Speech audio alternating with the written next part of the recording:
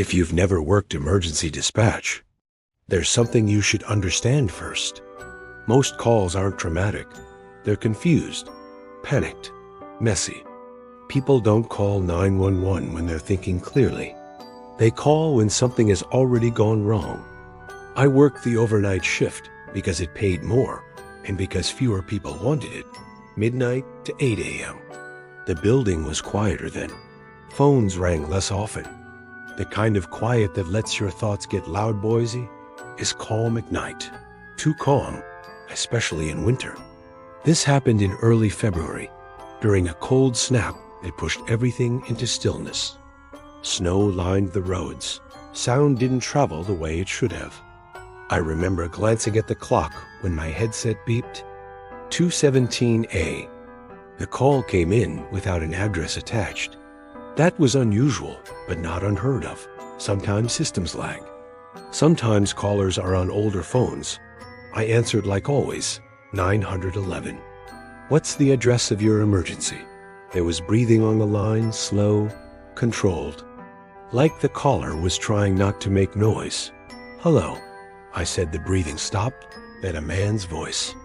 Low and quiet. I think someone's in my house. That sentence alone wasn't special. I'd heard it hundreds of times. What's your address? I asked. He hesitated. Don't know. That made me pause. You don't know where you are. I know where I'm supposed to be, he said. I just don't think I am anymore.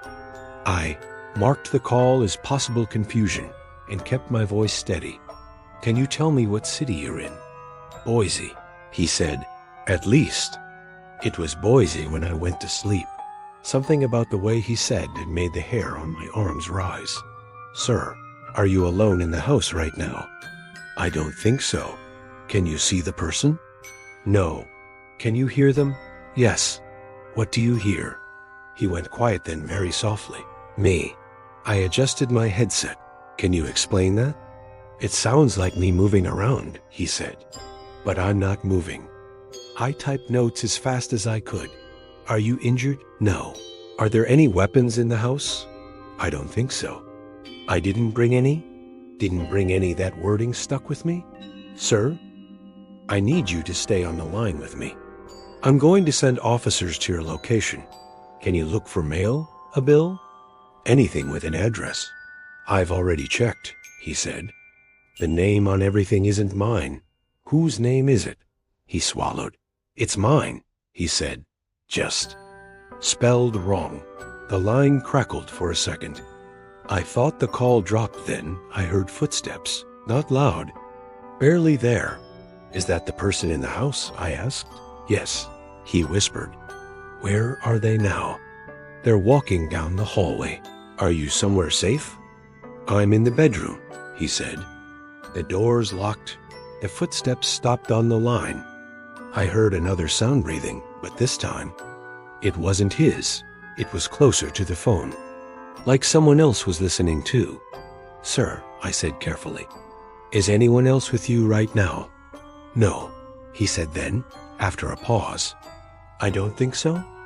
The breathing didn't stop in the call, didn't disconnect. The breathing stayed on the line. It wasn't loud. It wasn't rushed. It was calm. Too calm, sir, I said, keeping my voice low and steady. I need you to listen to me carefully. Are you holding the phone right now? Yes. Is anyone else touching the phone? No. The breathing continued anyway. Slow, controlled, like someone standing very close to a microphone, aware of it, but not afraid of. I demuted my mic for half a second and leaned toward my supervisor's desk. I've got a caller reporting someone inside his house, I whispered. But I think there's another person on the line. She frowned. Can you hear them? I can hear breathing that isn't matching his. She nodded once. Keep him talking. I'll pull the system logs. I unmuted. Sir, I said. How long have you lived at this address? Another pause. I moved in last week, he said. I think, you think. I remember signing paperwork. I remember keys. I remember boxes. But when I look around, nothing feels finished. Like I arrived in the middle of something. I typed fast. Fingers cold. Do you remember falling asleep tonight? Yes. Where? In the bedroom. Upstairs. Did you lock the door before you went to sleep? Yes. Is the door still locked? I think so. I heard the faintest click through the phone, then silence. Sir, I said. I just checked, he whispered. It's unlocked. My stomach tightened. Did you unlock it? No. The breathing on the line changed. Closer now, almost curious, sir, I said. I need you to tell me exactly what you see when you look at the door. It's open a crack, he said. Just enough to see the hallway. What's in the hallway? He didn't answer right away then. My shoes, he said. But they're facing the wrong direction. What do you mean? They're pointed toward the bedroom, like I was walking in. Not out. The footsteps started again. Soft, deliberate. One step at a time, he whispered. Same pace I walk. Sir, officers are en route, I lied. They weren't yet. Without an address, we couldn't dispatch. Do you see the person now? I asked. No, but I can hear him breathing. The sound on the line shifted for the first time. I realized something worse. The breathing wasn't coming from his phone. It was coming from mine. I pulled the headset slightly away from my ear. The breathing continued. I felt cold crawl up my spine. Sir, I said slowly, is your phone on speaker? No. Is it possible there's another phone in the room with you? No. I muted my mic again and spoke to my supervisor. It's still connected even when I mute, I whispered. And I can hear breathing on my end. Her face went pale. That shouldn't be possible. I know. She tapped rapidly on her keyboard. This call doesn't have a source, she said. It's not routing through a tower. It's looping. What does that mean?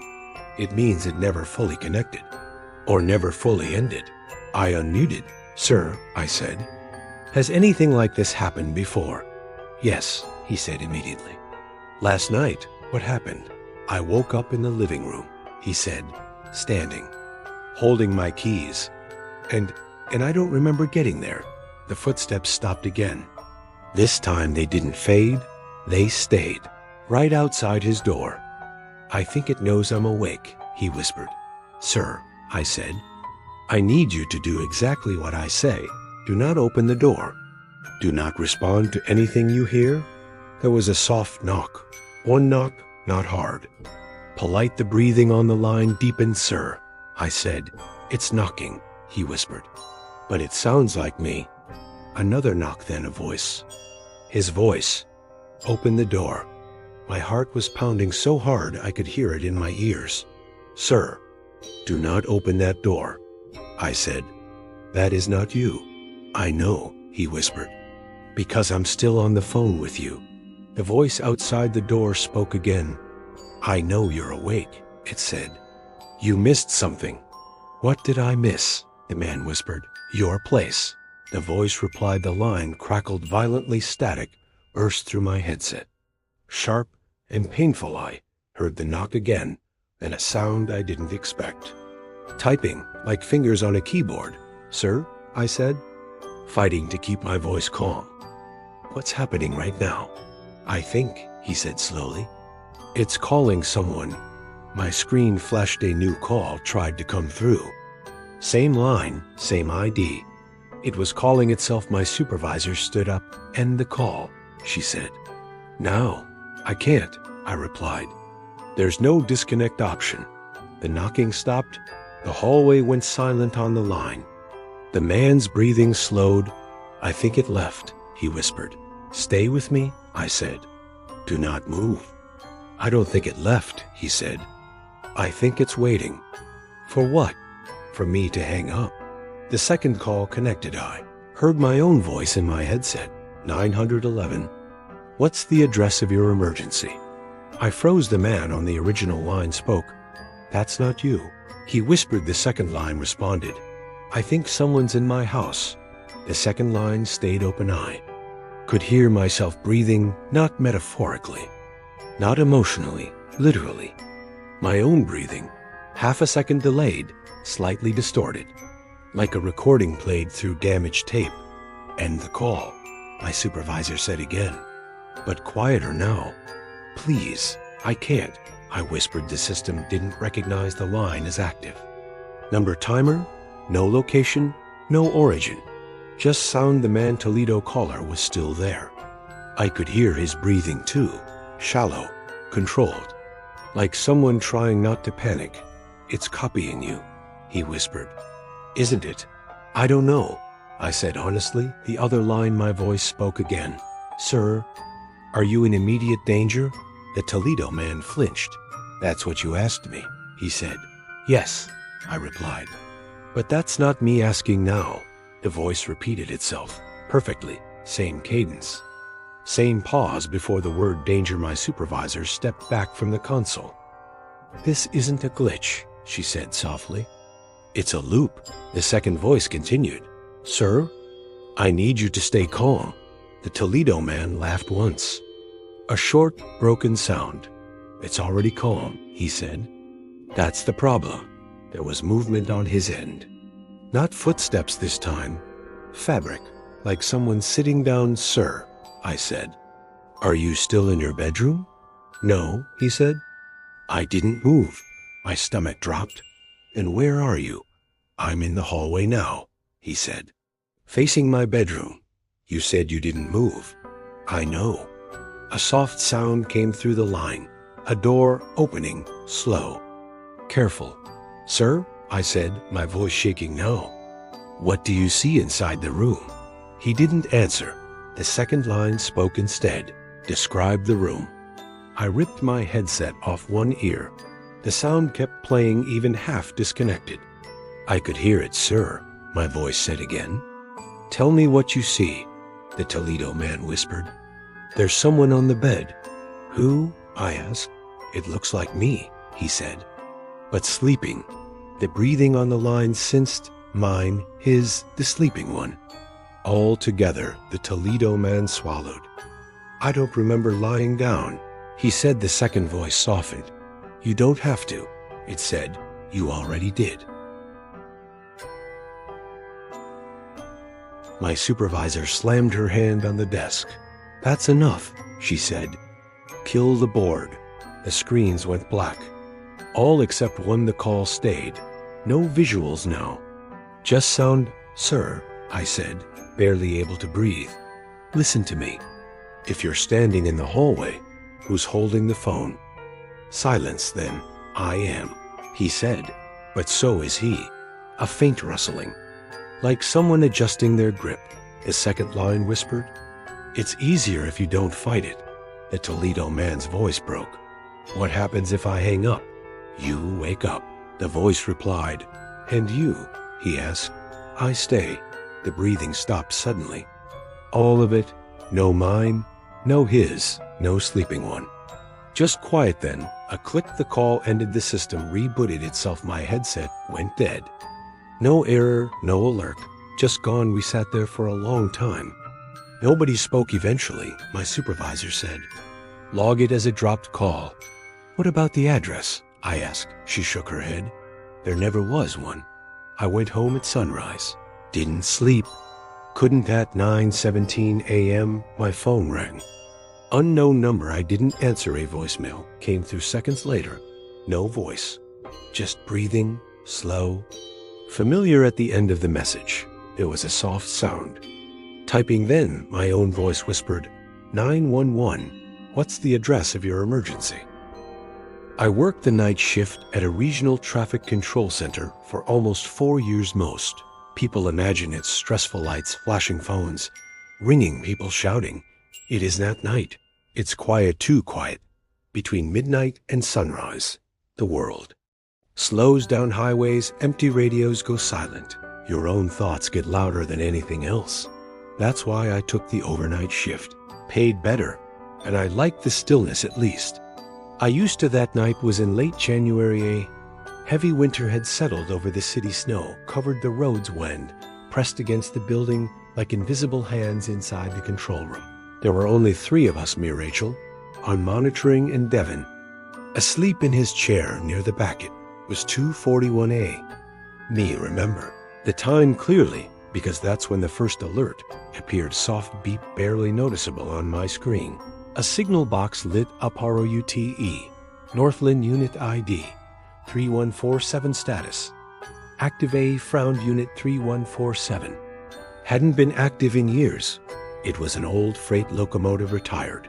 After a derailment that killed 2 engineers, the company scrapped it, sold the parts, removed it from every schedule, or at least that's what we were told. I refreshed the system. Alert stayed blinking slowly, like a heartbeat. Rachel, I said, keeping my voice low. Do you see this? She rolled her chair closer. See what? I pointed. Her smile faded. That can't be right, she said. That unit doesn't exist anymore. I know. We checked the database maintenance logs archived. Roots everything said the same thing. UNIT 3147 decommission EDSTIS. INACTIVE. On the live map it was moving slowly, steadily through Northline Tunnel 6. That tunnel had been sealed after a collapse 3 years earlier. No trains were supposed to be able to enter. ID picked up the radio, control to Northline. Any scheduled traffic in Tunnel 6 static then. A click. No scheduled traffic.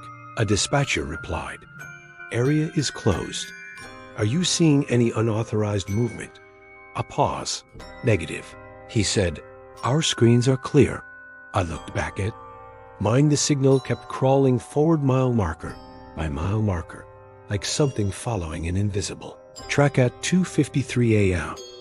My console rang. Incoming call. No ID. No routing tag. That was unusual. Every internal call had an identifier. I hesitated and answered.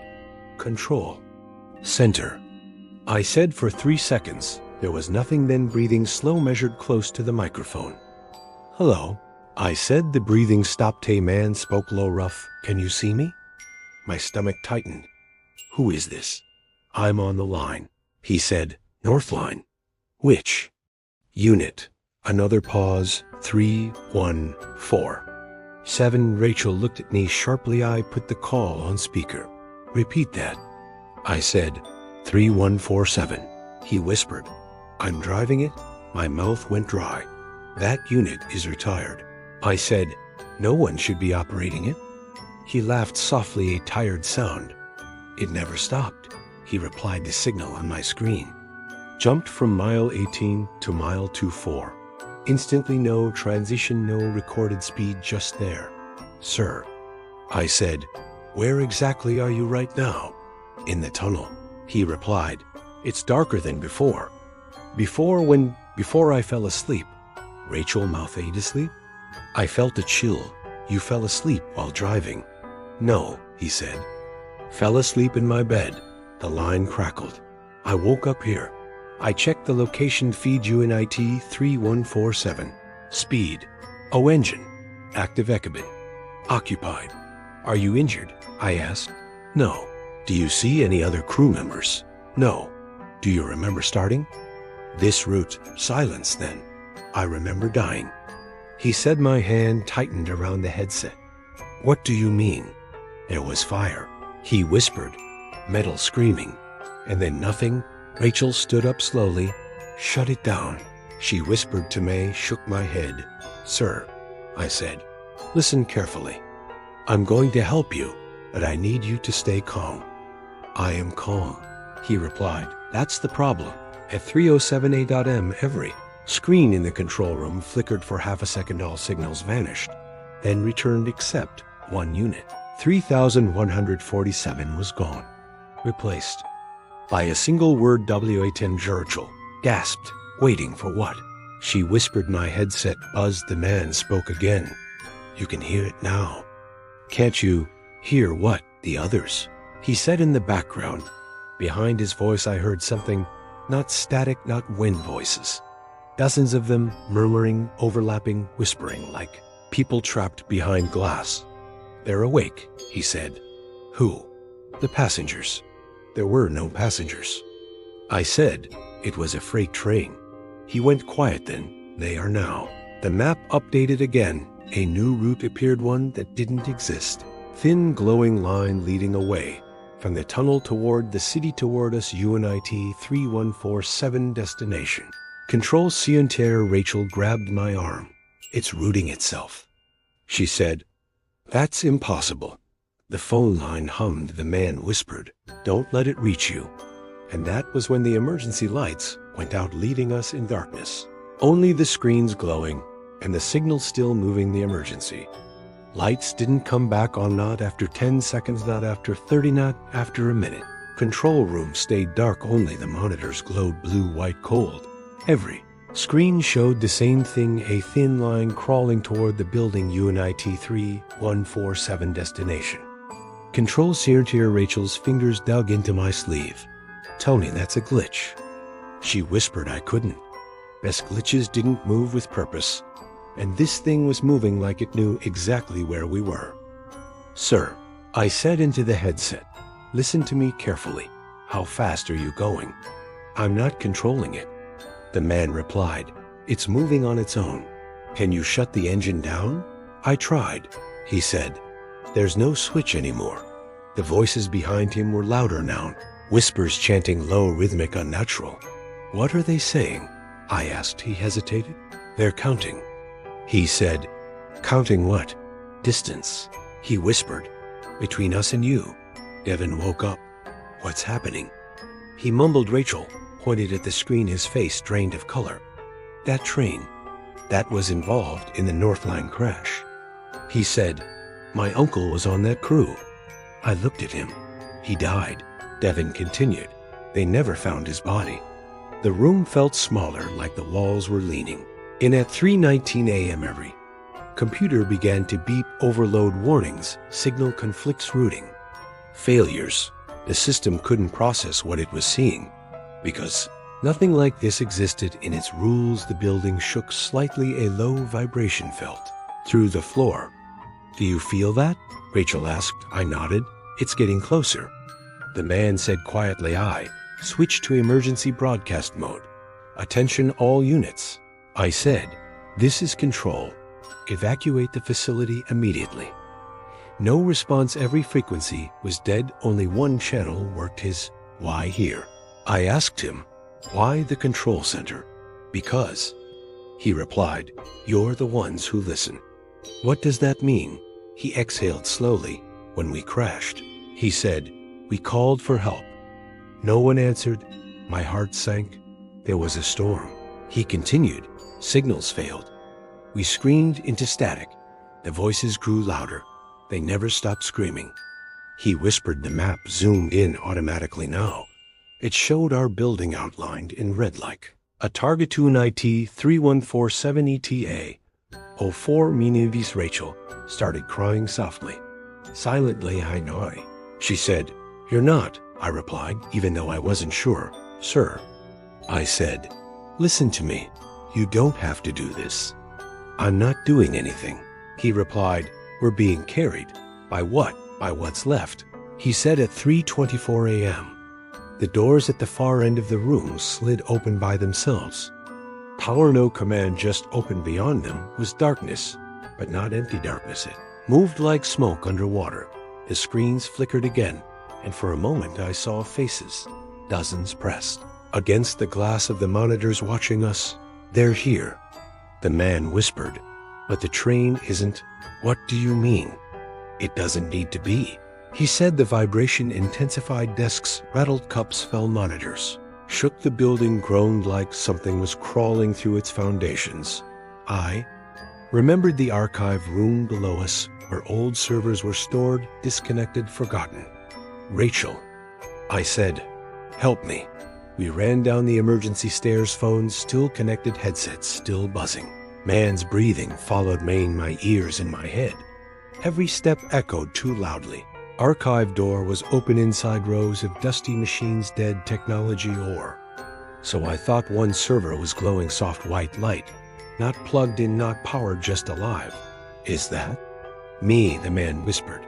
His voice now sounded closer, like he was in the room. "I think that's where we are," he said. "Where? What is?" "The accident," he replied. "The moment we never left." The voices flooded the room. Not from the phone, from everywhere, ceilings, walls, air. We heard crying, screaming, metal. Tearing a crash, replaying forever. I understood then. Signal wasn't a train, it was a memory trapped, growing, looking for witnesses. What do you want? I shouted. Silence, and his voice.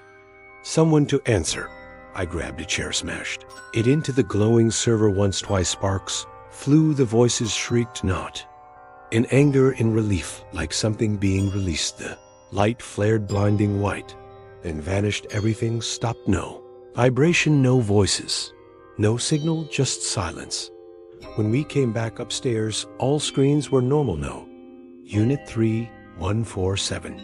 No route, no destination, just empty. Tracks. Dawn was breaking outside, soft orange light on snow like nothing had happened. The report said, system malfunction, temporary overload, no casualties. No one mentioned the call, no one mentioned the server. Devin quit 2 weeks later. Rachel transferred. I stayed because someone had to listen. 3 months later at 2:41 a.m. my screen blinked. Taroti, Northling Unit ID, unknown status, AC TV, and my phone rang. No ID, no routing, just breathing slow, familiar. Then a voice whispered, did you hear us this time? If you have never worked security at an empty building overnight, you will never understand how loud silence can be. During the day, the place feels normal, busy, alive, people walking, phones ringing, elevators moving, but at night it becomes something else, like a shell left behind by something that already died. I worked night security at a private research office on the edge of town. 3 floors, underground parking, no visitors after 9 p. 1000. My shift was from 11 p.m. to 7 a.m. alone. Just me, cameras, and a radio. The pay was good. That was the only reason I stayed. The building was surrounded by trees. No nearby houses, no street noise. Just wind and darkness. Every night felt the same until that Thursday. It was 1:32 when the radio crackled for the first time. Not a call, not a voice, just static. It wasn't unusual. Old system, bad wiring. It happened sometimes. I tapped the radio control. This is Unit 7. I said. No response. I shrugged and went back to my patrol. The 3rd floor was always the worst. No windows, no outside light, just motion sensors and long hallways. When you walked there, your footsteps sounded like someone else was following you. I was checking door 3F19 when the radio crackled. Again, this time someone breathed slow, close, like their mouth was right next to the mic. I froze. Hello? I said. No answer, just breathing. And it stopped. I checked the channel log only. My unit was active. No one else was on shift. No supervisor, no backup, just May. Tried to convince myself it was interference. I failed at 2:05 May. Cameras glitched. Every monitor showed the same hallway. 3rd floor, section B. My stomach tightened. That was where I was standing. But on the screen, I wasn't alone. Someone was behind me. Tall, thin face, blurred, standing too close. I spun around. Nothing. Empty hallway. My heart was hammering. I looked back at the screen. Now it showed only me, like nothing had ever been there. Get a grip, I whispered to myself. Just tired. But I knew it wasn't at 2:41 And the radio spoke, not static, not breathing. A voice. My voice. Unit 7. Report status. I dropped the radio. It clattered on the floor. The voice repeated, Unit 7. Report status. Same tone, same rhythm, same pause, like a recording. But Levi picked it up with shaking hands. This isn't funny, I said. Who is this? Silence. Then, Unit 7, you are late. My voice replied, late? For what? I didn't ask. I was afraid. Toy rushed to the security office, locked the door, turned on all lights. Sat in front of the monitors. My hands were sweating at 3:03 Every screen changed. They showed old footage from years ago.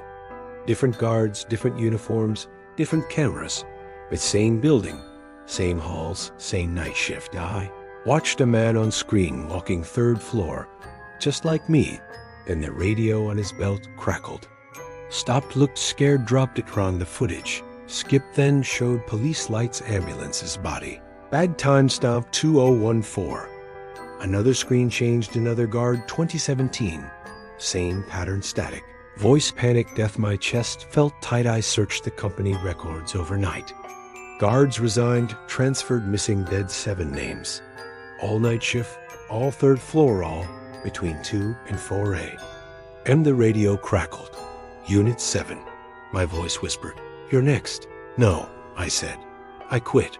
I'm leaving." I stood up, the door wouldn't open, locked from outside, impossible. The monitors changed again now. They showed me sitting, breathing. Fast, pale, terrified, live. But from angles, no camera. From behind, from above. From inside the room. "Why?" I whispered. The radio answered, "Because you're listening." I remembered something.